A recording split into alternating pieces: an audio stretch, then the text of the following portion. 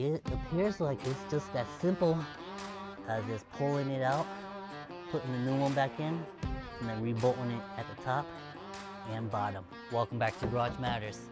Now today, I'm going to be talking about why I purchased these Bilstein 4600 shocks for this 2025 Chevy Silverado. That's a brand new truck. This truck has about 3,800 miles on it. It's about a month old now. And let's see what kind of shocks this truck is running from the factory.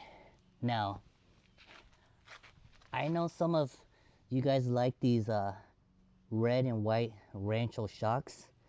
And I've driven this truck on dirt roads, and it seems like it handles the dirt roads pretty good, just as long as there's not any holes or divots in that dirt road. And I was driving about 45 miles an hour on that dirt road, and I will put a link in the description below if you want to watch that video and see how this shock performs. But when it comes to towing with these shocks on the interstate with a load on is absolutely scary. And I'm saying it is scary because when you're towing a load behind this truck and you're going 75 miles an hour on the interstate, this truck wants to bounce up and down like that on the interstate.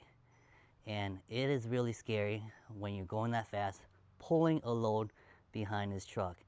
And I do have some video of that, and I will put that in the link in the description below, because I've already towed with this truck with those shocks and I don't like it.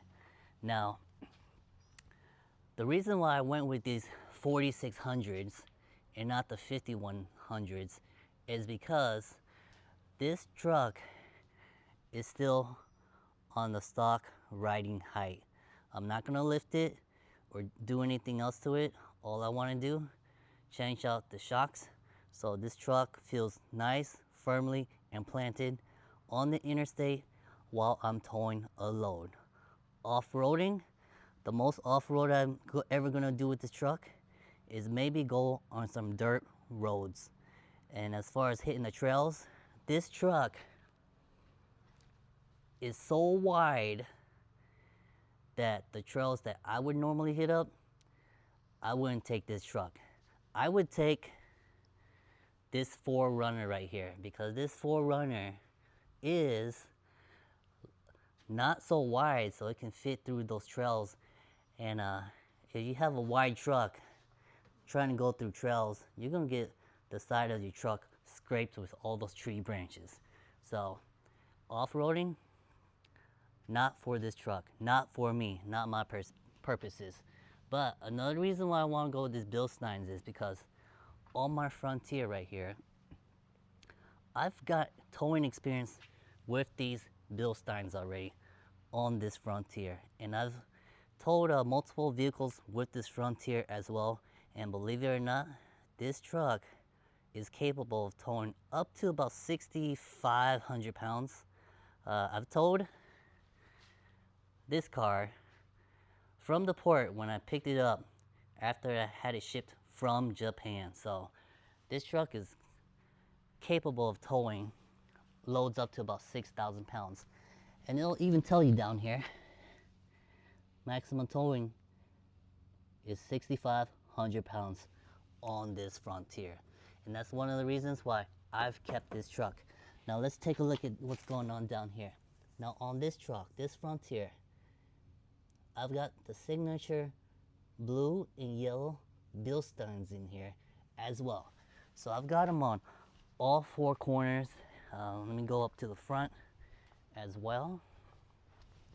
Maybe you can see them, or maybe not. Let's come down here. All right, yeah, you can see them.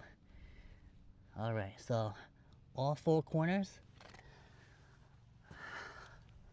on this truck, and it has been an extremely comfortable ride.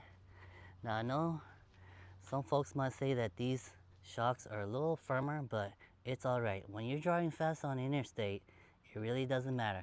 And especially for this truck right here, look at the sidewall. This sidewall is so thick, it helps provide just a little more cushion for the overall riding experience when you're sitting in the seat right here. So yes, it's a little bit more harsh, but it's okay. It's nice, firm, and planted on the road. And for this 2500 right here, I am hoping for the same results as well. Now look at how tall this sidewall is. This is a pretty tall sidewall, and it should help give me that additional cushion as well. But I would like to mention that these rear tires, I'm pretty sure the tire pressure is 70 on this 2500. So it's not gonna be as cushy as my small truck, but at least when I'm towing stuff now, it's not gonna be wishy-washy all over the road or bouncing up and down like that, which is really scary when you're towing a load. Now let's take a look at how easy this install is going to be on this truck. This truck is extremely simple. Now, I'm gonna do it maybe later on this week, but let me show you guys. You can do this in your own driveway, and I normally pull these cars into my garage, but this truck is so long that it barely fits. So I'll probably have it halfway in the garage for the rears and halfway in the garage for the fronts. Now back here, I haven't figured out what size socket I need to remove this nut right here, but it's just one bolt and nut holding the bottom piece, and then you come up here, and then up here is same thing. You get the head of the bolt on this side and this nut right here, but I think this nut is actually a nut plate, so I don't think this nut is going to come off. So it appears that you would just back it out from this side over here, and once you have these two bolts removed, it appears like it's just that simple as just pulling it out, putting the new one back in, and then rebolting it at the top and bottom. And then we'll just do the exact same thing for this side over here. Now when I was doing this on my Frontier for the rears, it took maybe only 20 minutes for each side. And for 20 minutes on each side, that is not bad at all. Now let's go check out the front. The front is even a whole lot easier, and let me show you. All right. Now, on these 2500s, especially for these GMs, it is just a little bit different. Now let's take a look at small truck real quick. Small truck, I did have to do a little more additional work, only because on small truck, it still has the coil spring system on here. And the hardest part about this was not taking it off, but just having to get a spring compressor to compress the springs to change out the inner struts right here. Now, on big truck, it's gonna be so much easier. And if you're a 2500 owner, I am really gonna gripe and complain about this, but look at the fasteners that GM uses. I really hate these. These are like torque screws on this fender liner. Look at that.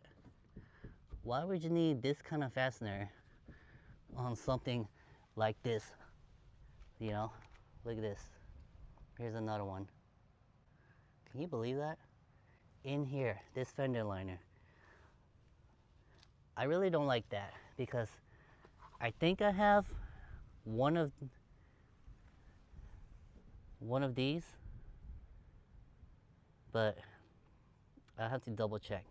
But if you want to work in here, they've got torque screws. Why not use something simpler like all the other manufacturers? They're just using regular Phillips head screws. All right, now enough of that. Now let's come down here. Now if you notice something, down in here, there's not a spring wrapped around this strut right here. There's no spring.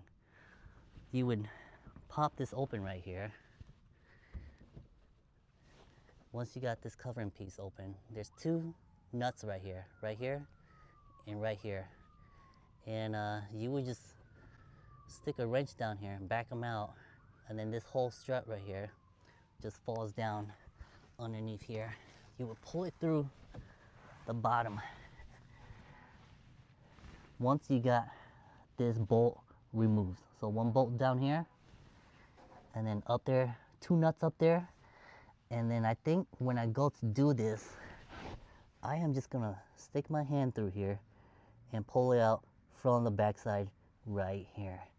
And if you notice, this truck is so tall, and since this is not connected to a spring or anything, you don't have to jack this up to do this job. Now up here in the front, I think it might take me just a little bit longer because it's a little more tighter, and I have this extra step. I was trying to work around this fender liner up here. So up here, I'm gonna guess for me maybe 20 minutes because I haven't done it on this truck before. But it's still not too bad considering that you don't have to remove a spring to remove this. Hey guys, let's take a look inside this truck real quick. Let me show you guys the mileage. This truck's got 4,271 miles on it. And yes, these shocks are, like, mechanically, these shocks are still good. There's nothing wrong with them. They're still good. They're not leaking. They're not blown out. They are still good. But for me, since I've already driven on these Bilsteins right here, on this smaller truck, towed with them, been off-road with them, had a lot of experience with these 4600s. I really love them on small truck, and I'm gonna go ahead and swap these Ranchos down here. Swap these out. Again, these are perfectly fine, but not for me. The right quality, not for me.